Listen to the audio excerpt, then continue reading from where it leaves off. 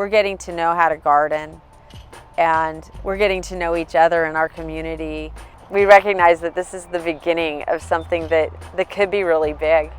It's amazing to see that we have a lot of needs and a lot of diverse strengths, and somebody's great with working with the sprinklers and irrigation that I would have never have guessed, and we have several gardening experts, but also just people who love to do arts and crafts, working on the labels and working on a board as just a system of communication. It's not everybody has to be a master gardener in this group. Everybody's been able to contribute in some way.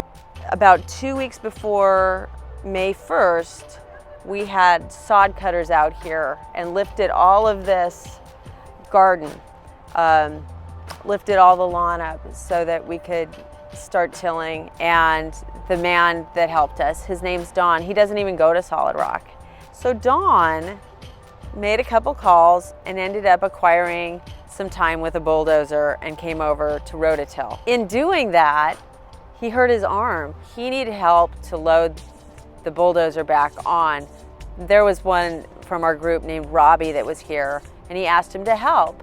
And Robbie said, hey, well, why don't we pray over your arm while we're at it? So Robbie prayed, and they prayed for healing, and they prayed for Jesus just to find favor on this injury.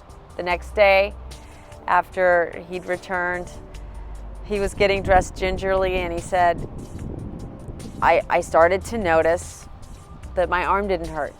And then I started to move it around, and it was fine.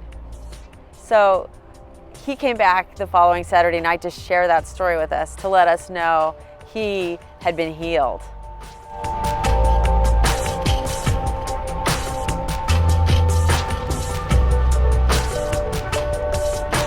I think always it's been more about the romance of having Eden, having this haven that we can use as a vehicle, that it's an opportunity to engage with people and teach. We're building an amazingly close missional community along the way. We're teaching each other. We're just building new relationships, and it's been pretty fantastic.